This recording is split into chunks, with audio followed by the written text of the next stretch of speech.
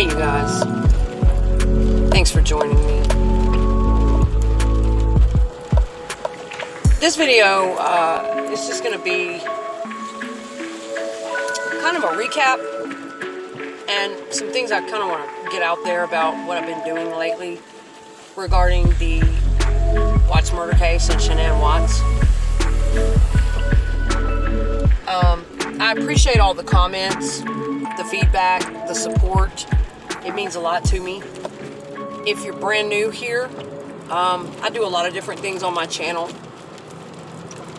Basically, I just like to spread knowledge and awareness from my personal experience in the past, or frame of reference, or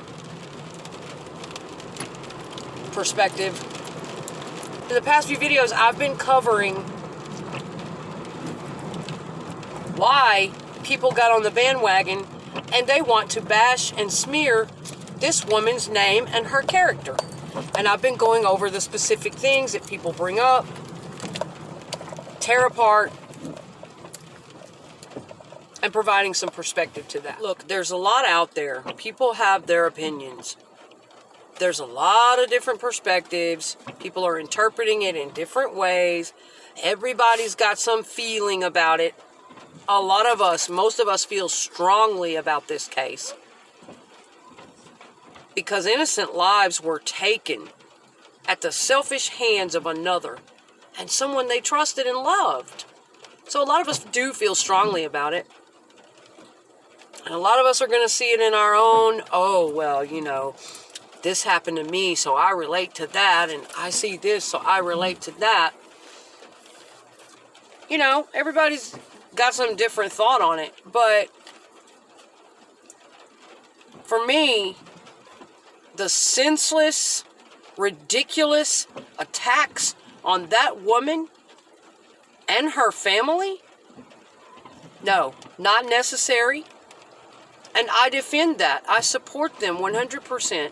So a part of me is coming from a place of showing respect to her family and the victims in this case. And that's what I want to do, so that's what I'm doing. That woman didn't do anything to me. And from what I saw of her, she was drop-dead gorgeous, outgoing, outspoken. Looked to me like a woman, from what I took in of her energy and really soaked in about her, looked to me like she was a woman trying to find herself, trying to do the very best that she could as a wife and mother in this world. I mean, I don't know what people are, but we're all different on this earth. A lot of people out there are just so butthurt about Shannan.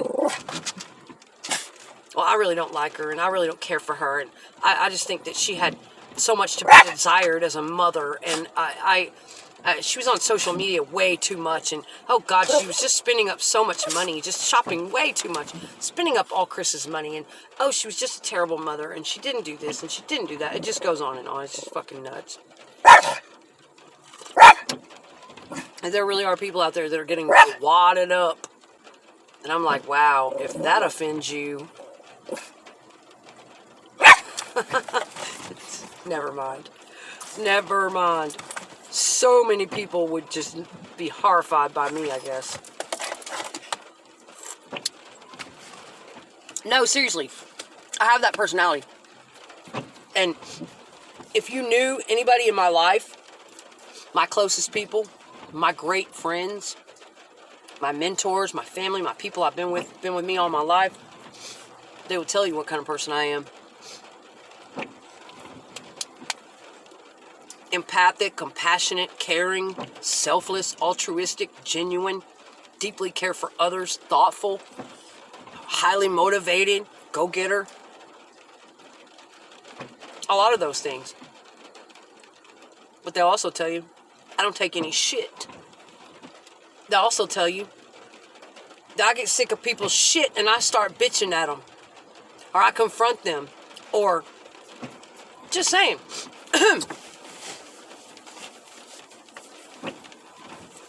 Women like that, I can walk in a room. I can walk in a room and literally offend people. Just because I walked in the room.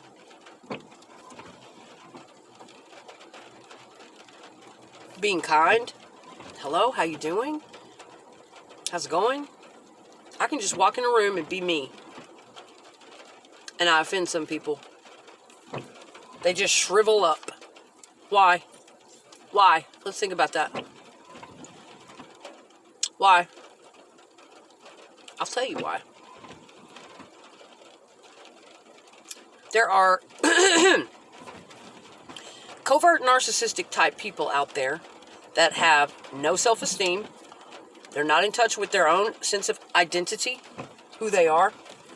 They're not very confident. And they resent the fuck out of others for it.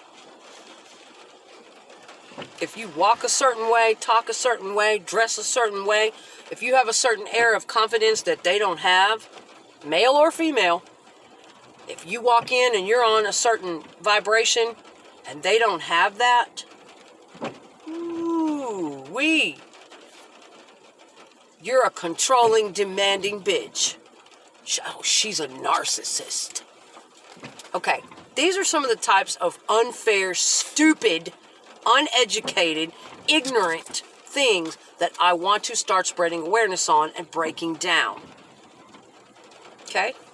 It's unfair. It's not right. Just because a woman is strong, just because she may walk in with her shoulders back and her clothes on and her head high, telling what she wants and moving about in a straightforward way, it does not mean that she's also not loving, considerate, thoughtful, compassionate. It doesn't automatically indicate that she's abusive, that she's selfish. It does not automatically indicate that, okay? And there are people out there that are so uneducated on what narcissism really is in a psychological context, in a toxic psychological context, they have no fucking idea the complex layers of narcissism and what it really means when they're confronted with a real fucking narcissist. Because let me tell you something, a real high-level narcissist, you'll know. For those of you out there throwing that word around like underwear, changing underwear, somebody takes a selfie and she's a narcissist. I can tell.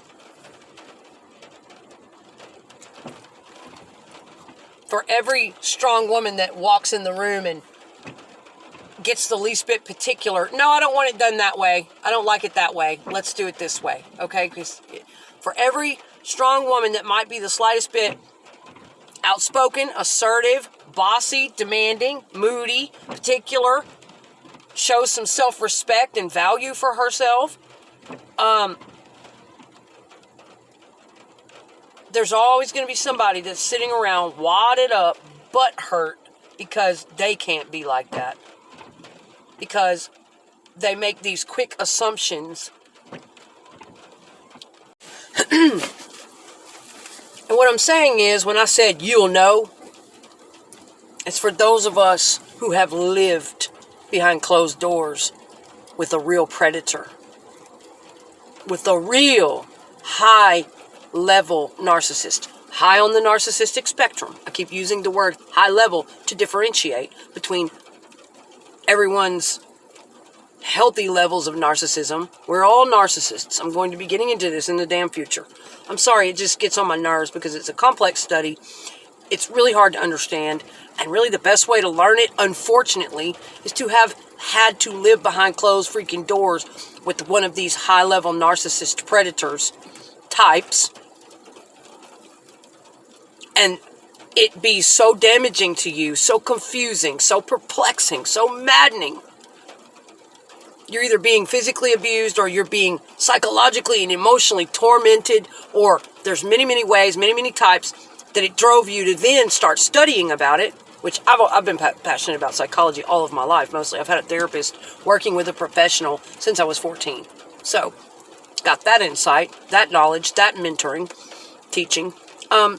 And I've always been passionate about it. So then you're driven to specifically study narcissism. I didn't hone in on that specific thing for years, even though I had been surrounded by those types for years. The classic grandiose, for years. But then I devoted myself to researching and specifically studying and really understanding the layers of narcissism, what it really means, where does it come from, what parts of it are healthy, what parts of it are not healthy. So many people don't understand these things, the layers and how to look for it and what they do and how they operate. What I'm saying is, it is really difficult to make a quick assumption about anybody out there in this world on Facebook, social media, just from getting a few vibes off of them. It is damn near impossible to know whether they are really a high-level toxic narcissist unless you are trained psychologically or you've been living with one. Best way to learn it. Best way to be knowledgeable about it, unfortunately. You can't really know. These things that we see, that will fool you in many different ways. People are getting it misjudged and backwards. A lot of times these days, people are thinking that the normal, healthy people are narcissists, high-level toxic narcissists, and they're thinking that the people that are actually the predators, they're thinking they're the good guys and the good women. They're getting it wrong. Okay, but when I say you'll know, that's for those people that have had to live behind closed doors with a toxic, high-level, narcissistic predator type. They knew. They suffered. But no, it's almost impossible to know in your everyday life. Just a few minutes of contact with someone, or from a fucking video clip, or without being in their life 24/7, really behind closed doors, knowing how they actually handle and cope with certain situations. It is impossible for you to really say, that's a narcissist. That's a narcissist. Now, there are body languages and there are certain things that may make people seem like a narcissist, but this is where it gets really complex. We all have narcissism. We're born with a primary narcissism. I would have to take a whole day to do a video on this. We're born with primary narcissism. Typically, we outgrow that primary narcissism, getting on up into our teens if we're raised in a well-balanced environment. There are a lot of different factors that can create a narcissist that moves on into adulthood and gets worse, has an identity split in childhood. The ego, the false ego, takes over. Lots of complicated stuff to it, guys. Most of us, though, even though we grow up and outgrow our primary narcissism, and we grow in our emotional intelligence, we're able to regulate our emotions, our coping skills, our empathy, our self-awareness. Most of us can do that. We still are narcissistic. We all have narcissistic traits or tendencies sometimes. Yes, we do. And then, of course, there's your full-blown NPD, narcissistic personality disorder. We all have some healthy narcissism, or we would not be able to survive this world. So when you say that's a narcissist, I'd be like, which one? What kind? What do you mean? How much? Okay. So what? So am I. So are you. We're all narcissists. Like, what are you fucking talking about? Like, what do you mean? Oh, you mean like a high-level narcissist? Like to the toxic end of the spectrum? Or I need to get out my diagram. I actually drew a diagram to show this. The spectrum of narcissism. How it falls in degrees. From low, all the way to high, all the way off the charts, which is where most murdering people go with their fucking narcissism. But, you know, just to get that out there. It's complex, and a lot of people are being unfairly judged and smeared, and that's a narcissist. I just know she was narcissistic. I just know. Okay, but what they're doing is they're trying to look at certain people like they are the toxic predators. Like they are so, you know, you need to understand this. Are you saying a lot of people are misjudging just strong, outspoken, go-getters with drive and determination, picky, bossy, demanding? So what? We all have a lot of those qualities. It doesn't make us a high-level narcissist, where our own narcissism is so out of control that it consumes us, that we hurt people more than we help them, that we are more selfish most of the time than we are selfless or caring or thoughtful, considerate of others' feelings. There's a lot to it. There's a lot to it that people are not educated on. They've either never had to live with it behind closed doors and really get to observe the patterns and the mind of a real high-level narcissist. And if you have, then you know, you will know, you know the differences. Or they haven't taken the time to study these things and know that they can't make a quick assumption like that and really know what they're talking about. And then there's the type of narcissist that you cannot tell at all. Even behind closed doors, even dating them sometimes for years. There's the type of covert, fragile, sometimes called vulnerable narcissist that doesn't operate anything like the traditional, classic, grandiose narc that everybody is pretty much familiar with. The ones that just parade around and they don't care. They don't care if they step on you or hurt your feelings. They're selfish. They're open about it. They openly abuse and use others. They don't try to hide it. Okay, that's pretty much the idea that everybody has of a narcissist, right? And a lot of times those people are actually kinder, more thoughtful, more respectful, and less abusive than these, hi, I'm so nice and sweet and charming. And oh, I would never say that. And oh, no, that's okay. I'm happy to just follow whatever you want to do. A lot of times those are the fucking high-level narcs, predators, and abusers. Yes, psychological abusers. And yes, a lot of times people got it all fucking misunderstood, misconstrued. They don't know. They're not aware. So I really hope to bring some awareness to these types of things, okay? Now, as I said, in the last few videos, I've been covering just that one component of why people are bashing Shannan Watts. She was an innocent victim. She and her children. All these little petty things they take apart and smear her name, her character. I've been going over some of those things in my last few videos. I'm going to be wrapping that up in the next video or so that I post up pretty soon. I'm going to be wrapping up that one component of the Watts murder case. Why people bash Shannan. Here's some perspective on it. I've got a few more thoughts on that. I'm going to be wrapping that one up. And I've got some other content to work on for a while. I'm going to take a little break from it. But you can stay tuned. Because I will be coming back to the Watts case. I've definitely got some perspective on some other elements of the case. As far as Nicole Kessinger's concerned. That whole situation. Yes, I think she was a high-level narcissist as well. Who was deriving pleasure from luring this husband away from his wife. Yes, I think she was an insecure little... I'll go into that later on. And I'm going to be basing a lot of that on my own personal experience from what I was at a certain age. What I thought like. Mistakes I made in my past. How I had to work on and outgrow my own damn narcissism. Being raised in a certain environment. Certain mindset. Yes. I'll also be getting into talking about Cindy Watts. Some thoughts on that. Jamie Watts. Their attitude. My perspective on that shit. The whole Nutgate bullshit. The gaslighting that was going on to Shannan. Okay, so I will be revisiting the Watts case on this channel quite a bit in the future. You can stay tuned for that. But I do have other content that I work on. I do lots of different things here at my channel.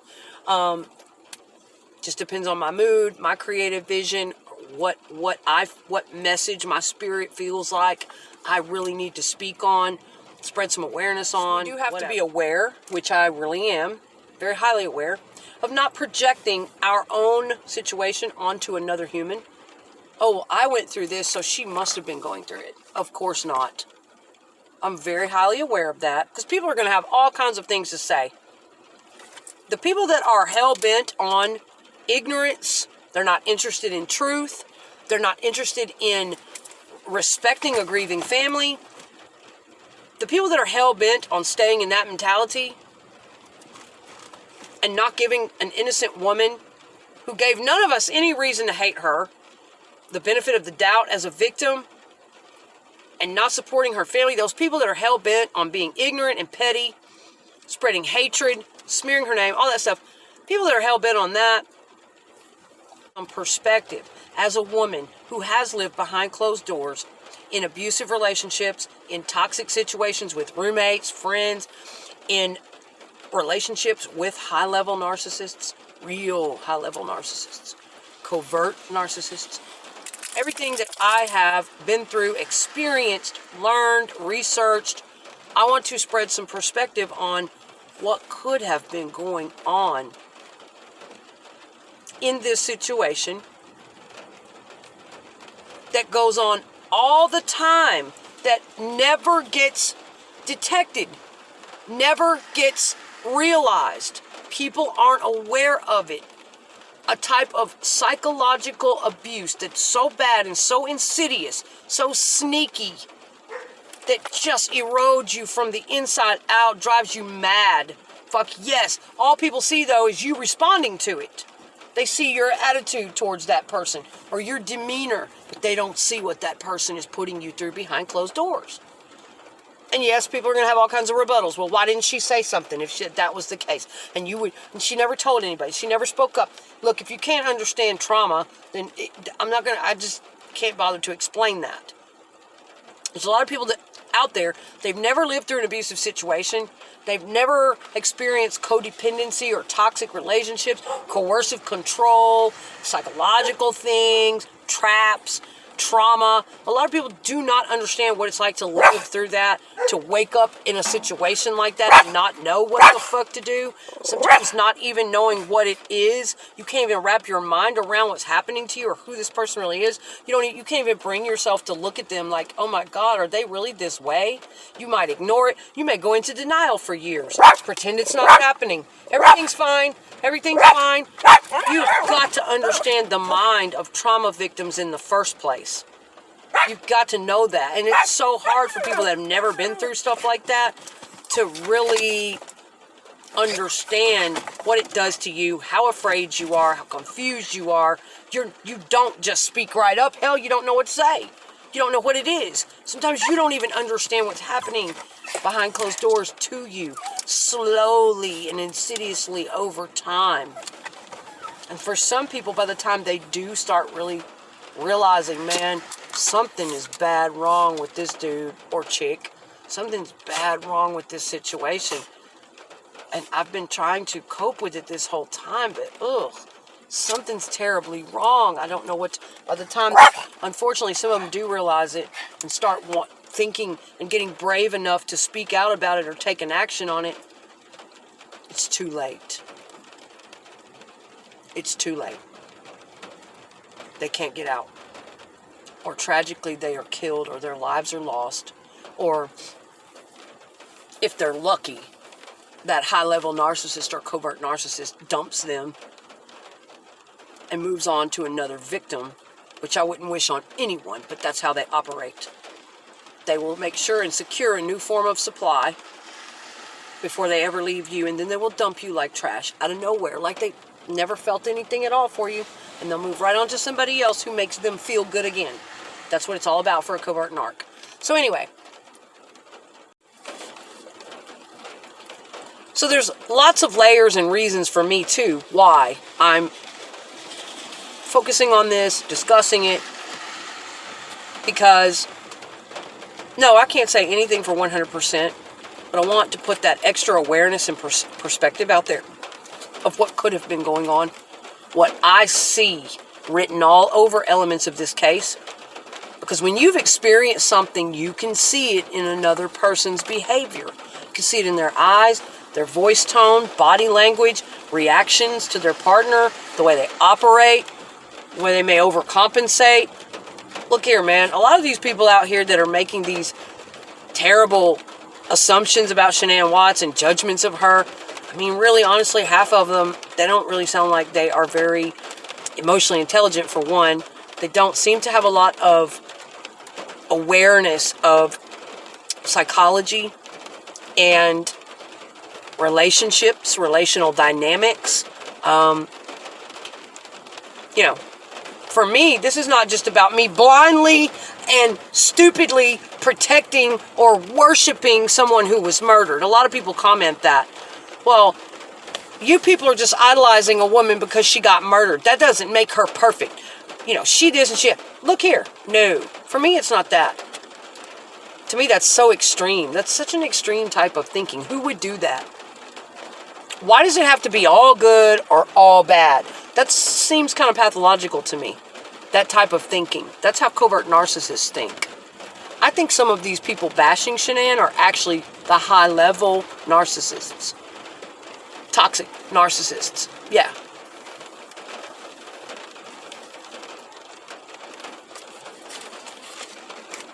I do.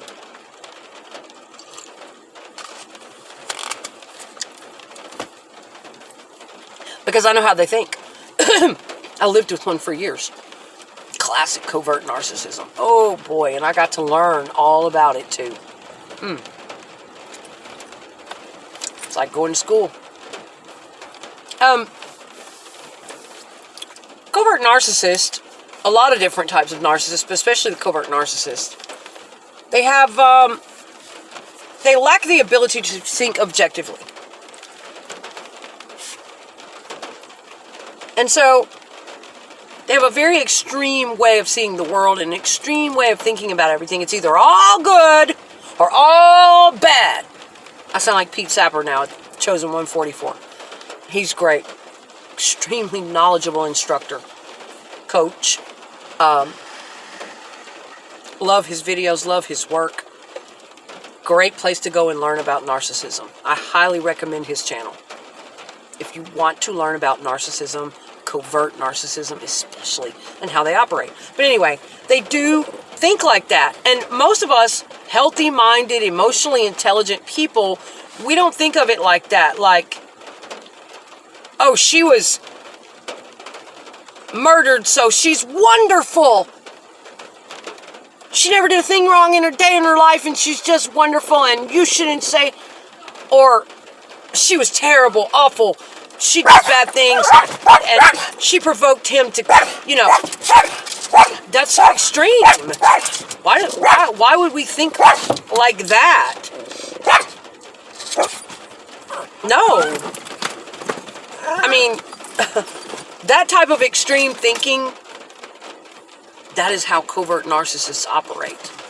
There are no in-betweens. There's no balance. There's no emotional regulation. There's no, well, she may have had flaws like all of us do. I'm sure she did.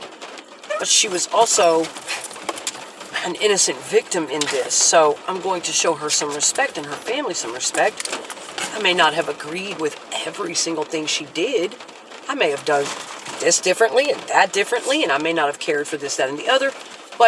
And she may have been mean on certain days. She may have had an attitude on certain days. I'm sure she may have pissed her husband off on certain days. Okay.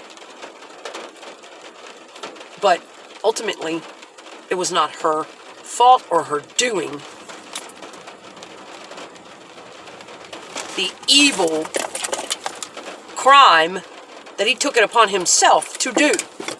Ultimately, that was not her fault. She didn't drive him to that. These are the things I want to get deeply into later on about covert narcissism. It's not anything you did, trust me. It wouldn't make a shit what you did. You cannot satisfy a covert narcissist. You cannot fill them up. You cannot fix them. You cannot make them happy. You couldn't have done anything any better. Ooh, and they'll have you working thinking you can. It's a trap. It's enslavement. No. It's not anything the victim did. It's not anything you did. If you have been a victim of a covert narcissist in your life, and believe me, you will be fucking victimized by the time they get out of your life. If you're lucky.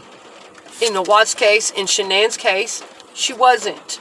Unfortunately.